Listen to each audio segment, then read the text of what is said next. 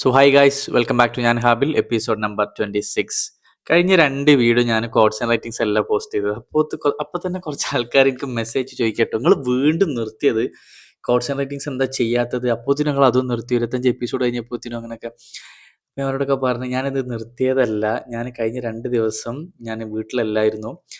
വീട്ടിലുണ്ടായിരുന്നു, പക്ഷേ നല്ല ലേറ്റ് ആയിട്ട് എത്തുക. അപ്പോൾ ഞാൻ പുറത്തായതുകൊണ്ട് ഞാൻ വേറെ കുറച്ച് കോണ്ടന്റ് കിട്ടിയപ്പോൾ അങ്ങനെ ഷൂട്ട് ചെയ്തതാണ്. അതായത് എനിക്ക് Q&Aയിൽ വന്നൊരു ക്വസ്റ്റ്യൻ ആയിരുന്നു, ഞാൻ ഫസ്റ്റ് പോസ്റ്റ് ചെയ്ത കോണ്ടന്റ് ക്രിയേഷൻ എങ്ങനെ തുടങ്ങാം, അതിന് സിമ്പിൾ സ്റ്റെപ്സ് ആക്കി പറഞ്ഞു തരുമോ എന്നുള്ളത്.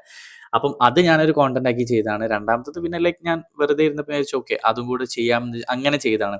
കോഡ്സ് ആൻഡ് റൈറ്റിംഗ്സ് നമ്മൾ നിർത്തിയിട്ടില്ല, അത് നിർത്താനുള്ള പ്ലാൻ തൽക്കാലത്തേക്ക് നമുക്കില്ല. പിന്നെ പറഞ്ഞ പോലെ തന്നെ ഞാൻ കോമൺസിലെ കോഡ്സും റൈറ്റിംഗ്സും ഞാൻ ഓരോന്നായിട്ട് എടുക്കാൻ തുടങ്ങിയിട്ടുണ്ട്.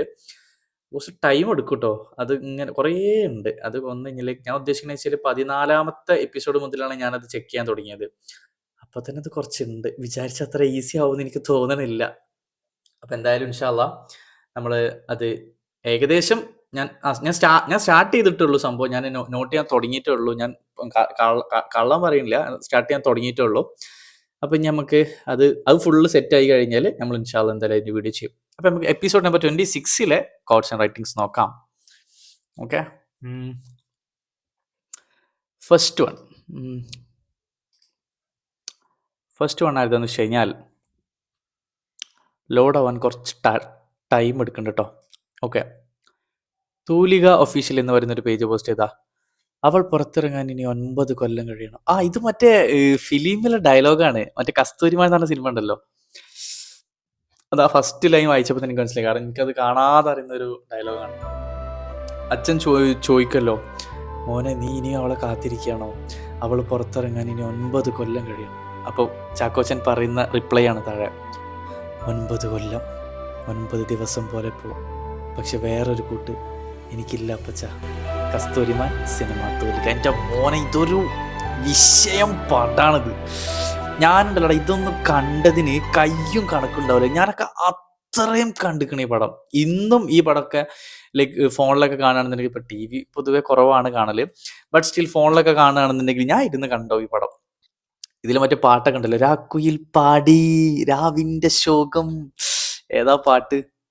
അതുപോലെ ഇതിലുള്ള ഈ ലാസ്റ്റ് ഡയലോഗ് പറയുന്ന സമയത്ത് ചാക്കോച്ചൻ്റെ ഒരു റിയാക്ഷനൊക്കെ ഉണ്ട്, കണ്ണോണ്ട് ഇങ്ങനെ 9 കൊല്ലം. നമ്മളൊന്നും ആക്കി അങ്ങനെ വരില്ല, എന്തായാലും ഞാനൊന്ന് ട്രൈ ചെയ്തു എന്നേ ഉള്ളൂ. പക്ഷെ വിഷയം പടാണത്. അടുത്തത് സ്ക്രാച്ച് ഡയറി എന്ന് പറയുന്നൊരു പേജ് പോസ്റ്റ് ചെയ്താ, life is like A dyes, you never know what comes next.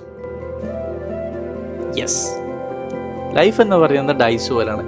നമുക്ക് ഒരിക്കലും അറിയില്ല അടുത്ത് എന്താ സംഭവിക്കാൻ പോകുന്നത്. ചിലപ്പം 1 വീകാം, 2 വീകാം, 3 വീകാം, 4 വീകാം, 5 വീകാം, 6 വീകാം. എന്താണോ വീകുന്നത് അത് വെച്ചിട്ട് ഈ മറ്റേ ലുഡോ കളിക്കാന്ന് പറയുന്ന പോലെ, സത്യം പറഞ്ഞാൽ ഇത് ഭയങ്കര മീനിങ് ഉള്ളൊരു കോട്ട് തന്നെയല്ലേ. അതായത് നമ്മളിപ്പം ലുഡോ കളിക്കുന്ന സമയത്ത്, അല്ലെങ്കിൽ നമ്മൾ സ്നേക്ക് ആൻഡ് ലാഡർ ഒക്കെ കളിക്കുന്ന സമയത്ത് നമ്മൾ ഈ ഡൈസ് ഇടുമല്ലോ. ഡൈസ് ഇടുന്ന സമയത്ത് ഇപ്പോൾ for example snake and ladder കളിക്കാന്ന് വിചാരിക്കുക. ആ സമയത്ത് നമ്മൾ കറക്റ്റ് ഇട്ടൊരു നമ്പർ ഒരു 3 ആണെന്ന് വിചാരിക്കുക. ആ 3-ൽ കറക്റ്റ് നമ്മൾ സ്നേക്കിൻ്റെ അടുത്താണ് പോകണമെന്നുണ്ടെങ്കിൽ നമ്മൾ താഴോട്ടാണ് പോകുന്നത്. പക്ഷെ നമ്മൾ വീണ്ടും കളിക്കുന്നില്ലേ, ജയിക്കും എന്നുള്ള പ്രതീക്ഷയിൽ നമുക്ക് കിട്ടും, ലാഡർ കിട്ടും, കയറാന്നുള്ള രൂപത്തിൽ വീണ്ടും നമ്മൾ അങ്ങനെ തന്നെ ലൈഫും താഴോട്ട് വന്നേക്കാം. പക്ഷെ അവിടെ നിൽക്കലല്ല, വീണ്ടും കളിച്ച് മുന്നോട്ട് കയറി വരലാണ്. അടുത്തത് എവറിത്തിങ് അബൌട്ട് ഗേൾസ്. അങ്ങനത്തെ ഒരു പേജ് പോസ്റ്റ് ചെയ്താ, love is about building each other up little by little. അത് ശരിയാടാ, സ്നേഹം എന്ന് പറയുന്നത് തമ്മിൽ പരസ്പരം ബിൽഡ് ചെയ്ത് വരികയാണ്. ഒരാൾ മറ്റൊരാളെ ബിൽഡ് ചെയ്യാനുള്ള കാര്യങ്ങൾ ചെയ്തു കൊടുക്കുക. ഈ കുറേ ആളുകൾക്ക് ഈ റിലേഷൻഷിപ്പിൽ പ്രശ്നങ്ങൾ മെയിനായിട്ട് വരാനുള്ള കാരണം എന്താ പറയുക? ആദ്യം നമ്മൾ മനസ്സിലാക്കണം, 2 പേര് 2 ജീവിതം ജീവിച്ചു കൊണ്ടിരുന്ന സമയത്ത് പെട്ടെന്ന് ഇവർ ഒരു ലൈഫിലോട്ട് വരികയാണ്. ആ സമയത്ത് കുറേ ആളുകൾ പറഞ്ഞു കേട്ടിട്ടുണ്ട്, പിന്നെ 2 പേരും ഒരു ജീവിതമായിട്ട് പോകണമെന്ന്. സത്യം പറഞ്ഞാൽ 2 പേരും അവിടെ ഒരു ജീവിതമായിട്ടല്ല പോകേണ്ടത്. ഈ 2 പേരുടെ ജീവിതം എങ്ങനെയാണെന്ന് പരസ്പരം ആദ്യം ഒന്ന് കമ്മ്യൂണിക്കേറ്റ് ചെയ്യണം. അതായത് ഓപ്പോസിറ്റ് നിൽക്കുന്ന പാർട്ട്ണറുടെ ഇഷ്ടങ്ങൾ എന്തൊക്കെയാണ്, അനിഷ്ടങ്ങൾ എന്തൊക്കെയാണ്, താല്പര്യങ്ങൾ എന്തൊക്കെയാണെന്നൊക്കെ ഇപ്പുറത്ത് നിൽക്കുന്ന ആളുകൾ മനസ്സിലാക്കി അവർ തമ്മിൽ മ്യൂച്വലി അണ്ടർസ്റ്റാൻഡ് ചെയ്ത് അങ്ങനെ പോകണം. തമ്മിൽ പരസ്പരം ബിൽഡ് ചെയ്തും ഗ്രോ ചെയ്യാൻ സഹായിച്ചും സ്നേഹിച്ചും അങ്ങനെയാണ് റിലേഷൻഷിപ്പ് അടിപൊളിയാക്കി കൊണ്ടുപോവുക. അല്ലാണ്ട് ലൈക്ക് ഞാൻ വിശ്വസിക്കുന്ന എൻ്റെ പോയിന്റ് ഓഫ് വ്യൂ ഞാൻ പറയുന്നത്, രണ്ട് പേര് രണ്ട് ദിശയിൽ സഞ്ചരിച്ച രണ്ടാളുകൾ പെട്ടെന്ന് ഒരു ദിവസം എന്താ പറയുക രാത്രി രാവിലെ ആകുമ്പോഴത്തേനും ഒരേ ദിശയിൽ സഞ്ചരിക്കാൻ പറഞ്ഞാൽ ആർക്കെങ്കിലും പറ്റുമോ? എനിക്ക് പറ്റൂല. അടുത്തത് അജ്സൽ നിഹാൽ എന്ന് പറയുന്നൊരു പേജ് പോസ്റ്റ് ചെയ്താ, someone said you are a very good person, you are very good person. I replied, that's the problem. എന്താലേ? someone said you are a very good person. I replied, that's the problem. ശരിയടാ, ആരോ പറഞ്ഞിട്ടുണ്ടല്ലോ നല്ലവനാവണം, പക്ഷെ അത് വല്ലാത്ത നല്ലവനായിരുന്നു, ரொம்ப അങ്ങനല്ല, അത് തമിഴ് ഡയലോഗാണ്. നല്ലവനായിரு ആണാ ரொம்ப നല്ലവനായി ഇറുക്കക്കൂടാതെ. അത് കറക്റ്റാട്ടോ. കാരണം നമ്മൾ എത്രത്തോളം എന്താ പറയുക ആ ഒരു രീതിയിൽ നല്ലവനായിട്ടും പാവമായിട്ടൊക്കെ നിൽക്കുന്നോ അത്രയും നമ്മളെ തലയിലും നമ്മളെ മേലെ കയറാൻ ആളുകളുണ്ടാവും, നമ്മളെ പറ്റിക്കാൻ ആളുകളുണ്ടാവും, അഡ്വാൻറ്റേജ് എടുക്കാൻ ആളുകളുണ്ടാവും. അതൊരു യൂണിവേഴ്സൽ ട്രൂത്താണ്. നല്ലവനാകണം മീൻസ് മറ്റുള്ളവരുടെ സ്വഭാവ സർട്ടിഫിക്കറ്റ് കിട്ടാൻ വേണ്ടി നല്ലവനാവണം എന്നല്ല ഞാൻ പറഞ്ഞത്. മറ്റൊരാളുടെ സ്പേസ് കയറി മറ്റൊരാളുടെ ഫ്രീഡം നമ്മൾ എടുത്തുകൊണ്ട് അവരെ ബുദ്ധിമുട്ടിച്ചോ വേദനിപ്പിച്ചോ സങ്കടപ്പെടുത്തിയോ ജീവിക്കാതെ അവനവൻക്ക് ഇഷ്ടമുള്ള കാര്യങ്ങളും അവനവൻ്റെ സ്വപ്നങ്ങൾ നേടിയെടുക്കുക, അതിനുവേണ്ടി ഹാർഡ് വർക്ക് ചെയ്യുക, അതിനു വേണ്ടിയുള്ള കാര്യങ്ങൾ ചെയ്തിട്ട് നല്ല രീതിയിൽ അതായത് നമുക്ക് നല്ലത് എന്ന് തോന്നുന്ന, മറ്റൊരാളെ വേദനിപ്പിക്കാത്ത തരത്തിൽ നല്ലത് എന്ന് തോന്നുന്ന കാര്യങ്ങളൊക്കെ ചെയ്ത് നല്ല രീതിയിൽ പോവുക. പക്ഷെ അതല്ലാതെ ഒരുപാട് നല്ലവനായിട്ട് മറ്റുള്ളവരുടെ മുന്നിൽ നിന്ന് കഴിഞ്ഞാൽ ഗ്രാജുവലി ഇത് നമുക്ക് തന്നെയാണ് പണി കിട്ടുക. ഓക്കെ, അടുത്തത് പെൻസിൽ മാസ്റ്റർ എന്ന് പറയുന്നൊരു പേജ് പോസ്റ്റ് ചെയ്താ, ചിന്തകളുടെ ആഴം കൂടുന്തോറും ഉറങ്ങാനുള്ള സമയം കുറയും. എക്സാക്ട്.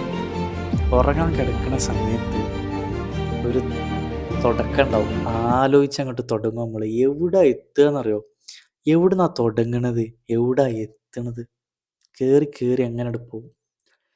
സത്യം പറഞ്ഞാൽ ലൈക്ക് 90-95% ആളുകളും ഉറങ്ങാൻ കിടക്കുന്നത് ഒരു 11 മണിക്കാണെങ്കിൽ ഉറങ്ങുന്നത് ഒരു 2:30-3 മണിക്ക്. അത് വരെ ആലോചിച്ച് കൂട്ടുക. ചിന്തിക്കാൻ തുടങ്ങിക്കഴിഞ്ഞാലുണ്ടല്ലോ ഒരു അറ്റം കിട്ടാത്ത അത്രയും കാര്യങ്ങളൊക്കെ നമ്മളിങ്ങനെ ചിന്തിച്ചു കൂട്ടും. കറക്റ്റാണ്. നമ്മൾ എത്രത്തോളം ചിന്തിക്കുന്നോ അതിൻ്റെ ആഴം കൂടി വരുന്നതിനനുസരിച്ച് നമ്മുടെ ഉറങ്ങാനുള്ള സമയം കുറഞ്ഞു വരും. അതൊരു ഫാക്റ്റാണ്. പരമാവധി ചിന്തിക്കാതിരിക്കാൻ ശ്രമിക്കുക. പക്ഷെ എന്തൊക്കെ പറഞ്ഞാലും ചിന്തിച്ചു പോവും, അത് വേറൊരു സത്യം. അടുത്തത് പോയിറ്റ്സ് ആൻഡ് കോട്ട്സ് എന്ന് പറയുന്നൊരു പേജ് പോസ്റ്റ് ചെയ്താൽ, let the trees teach you that growth requires patience. അടാ, അത് കറക്റ്റല്ലേ? ശരിയാട്ടോ.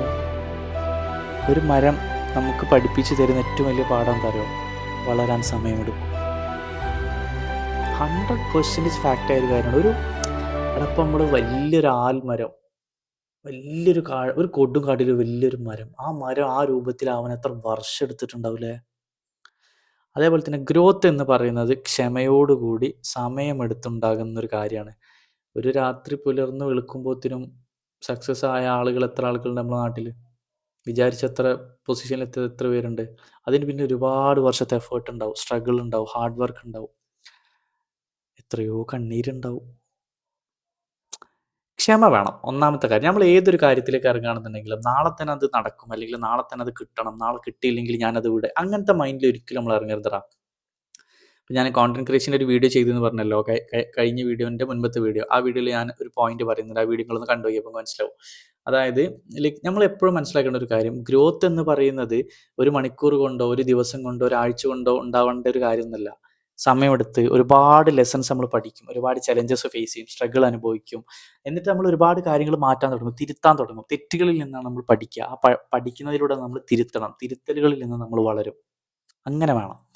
അല്ലാണ്ട് നമ്മൾ ഇന്നൊരു കാര്യം തുടങ്ങി, ഓക്കെ ഇന്ന് രാവിലെ ഒരു ബിസിനസ് തുടങ്ങി, നാളെ രാവിലെ ആകുമ്പോഴത്തേന് എനിക്ക് ഇറക്കിയ ഇൻവെസ്റ്റ്മെന്റ് ഫുള്ള് കിട്ടണം, എനിക്ക് പ്രോഫിറ്റ് മറ്റന്നാൾ മുതൽ കിട്ടണം എന്ന് പറഞ്ഞാൽ ഏത് ബിസിനസ് അവിടെ കഴിച്ചിലാവുക? അങ്ങനെ ഒന്നും ആവില്ല. ആദ്യം നമ്മൾ ക്ഷമ വേണം. പിന്നെ നമ്മൾ പണിയെടുത്തുകൊണ്ട് നിൽക്കണം.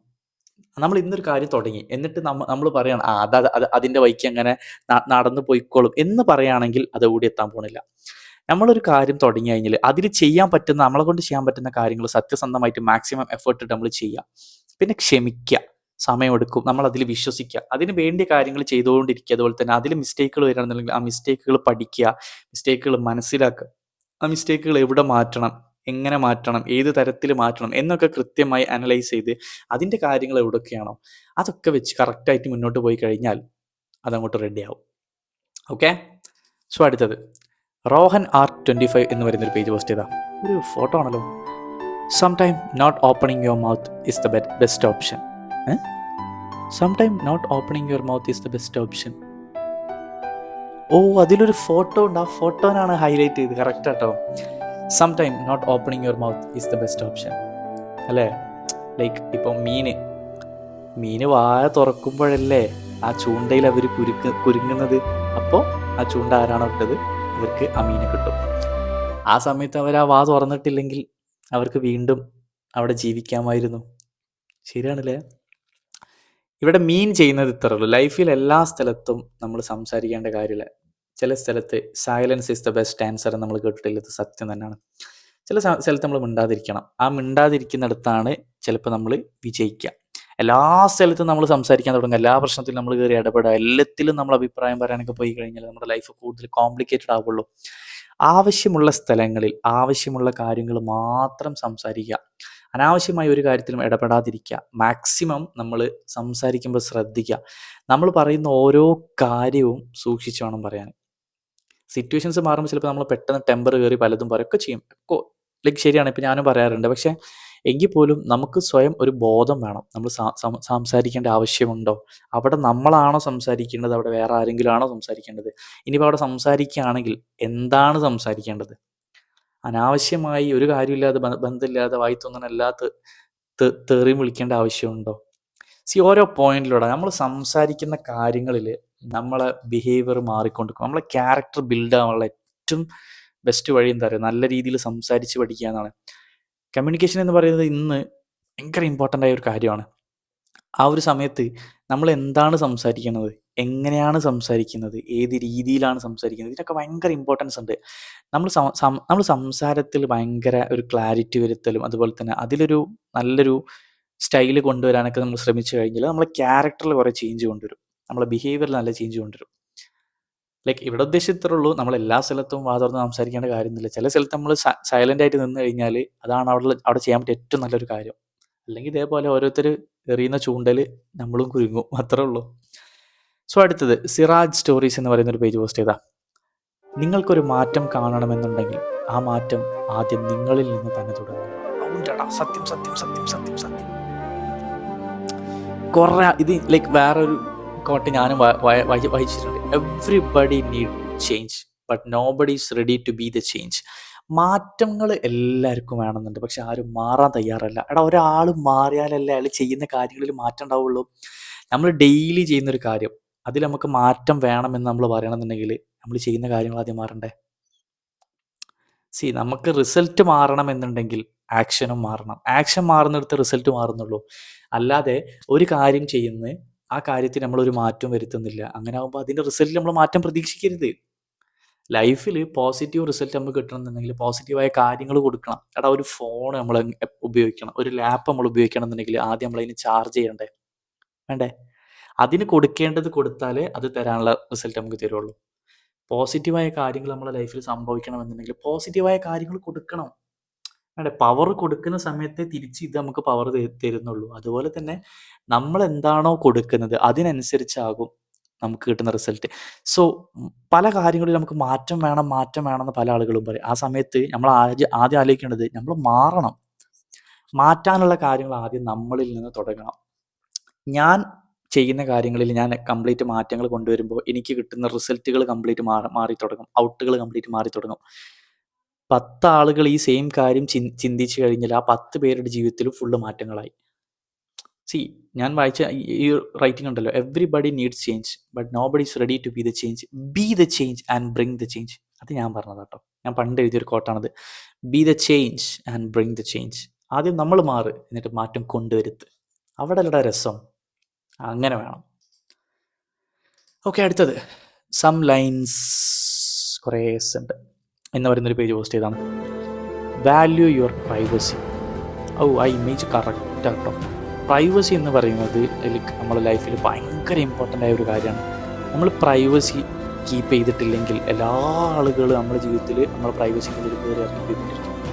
അതായത് ഞാൻ മുൻപ് ഇവിടെ വായിച്ചൊരു കാര്യമുണ്ട്. ഒരാളുടെ മുന്നിൽ ഒരു തുറന്ന പുസ്തകം പോലെ നമ്മൾ നിൽക്കരുത്. അവർ പ്രതീക്ഷിച്ച ഉള്ളടക്കമില്ലെങ്കിൽ ആ പുസ്തകം അവർ വലിച്ചെറിഞ്ഞേക്കാം. അതായത് പ്രൈവസി എന്ന് പറയുന്നത് ഓരോ മനുഷ്യനുക്കും നിർബന്ധമായ അനിവാര്യമായ ഒരു കാര്യമാണ്. ഈവൻ അത് പാർട്ട്നേഴ്സ് ആണെങ്കിലും everybody needs private space. Individual space എന്ന് പറയുന്ന ഒരു സർക്കിൾ ഉണ്ട്. ഭയങ്കര ഇമ്പോർട്ടൻ്റാണ്. പ്രൈവസി നമ്മൾ സത്യം പറഞ്ഞാൽ നമ്മൾ നമുക്ക് കൊടുക്കുന്ന ഒരു സെൽഫ് റെസ്പെക്റ്റ് ആണ്.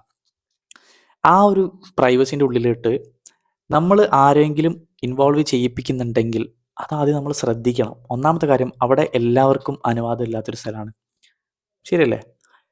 പല ലൈഫിൽ നമ്മൾ പല റിയലായിട്ട് നമ്മൾ പല സ്ഥലത്തും കാണലുണ്ട്. ഇപ്പോൾ പോലീസൊക്കെ ഒരു ക്രൈം സീൻ എങ്ങനെ ക്ലോസ് ചെയ്യല് അവരൊരു ബാഡ്ജ് പോലത്തെ ഒരു തൊട്ടിക്കും അല്ലേ? പോലീസ് ഡു നോട്ട് ക്രോസ്, അങ്ങനെ police area do not cross എന്ന് പറയുന്നൊരു തൊട്ടിക്കും. അവിടെ പബ്ലിക്കിന് കയറാൻ പറ്റില്ല. കാരണം എന്താ? അത് അവരുടെ മാത്രം സ്പേസ് ആണ്. അതുപോലെ തന്നെ ഓരോ മനുഷ്യർക്കും അവരുടേതായ ഒരു ഇന്നർ സ്പേസ് ഉണ്ട്. അതിൻ്റെ ഉള്ളിലോട്ട് എല്ലാവരും വലിച്ചു കയറ്റരുത്.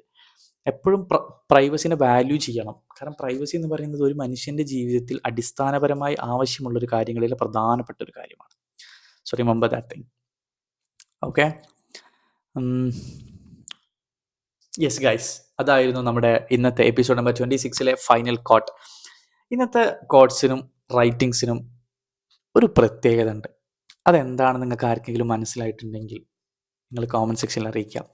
ഞാൻ വെറുതെ പറയല്ല, കഴിഞ്ഞ 25 എപ്പിസോഡിൽ ഇല്ലാത്തൊരു പ്രത്യേകത ഈ ഒരു എപ്പിസോഡിനുണ്ട്. ഒരു ചേഞ്ച് ഈ ഒരു എപ്പിസോഡിനുണ്ട്. ആ ചേഞ്ച് എന്താണെന്ന് നിങ്ങൾ കോമൻറ്റ് ചെയ്യും. ഞാൻ നോക്കട്ടെ ആർക്കത് ശ്രദ്ധിക്കുന്നുണ്ട്, ആർക്കൊക്കെ അത് മനസ്സിലായിട്ടുണ്ട് ആ ഒരു ചേഞ്ച് എന്ന്. സോ ഗൈസ്, പറഞ്ഞ പോലെ തന്നെ കീപ് സപ്പോർട്ടിങ് കോമൻറ്റ് സെക്ഷനിൽ നിങ്ങൾ കോട്ട്സ് ചെയ്ത റൈറ്റിങ്സ് ചെയ്ത എന്തായാലും ഇൻഷാല്ലാ ഇപ്പം 26ാമത്തെ എപ്പിസോഡ് ഞാൻ എന്തായാലും സ്റ്റാർട്ട് ചെയ്തിട്ടുണ്ട്.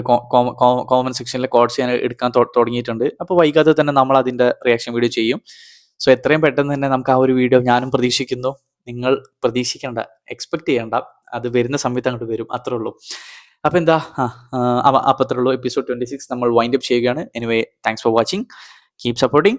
അടുത്ത വീഡിയോയിൽ കാണാം. ബൈ.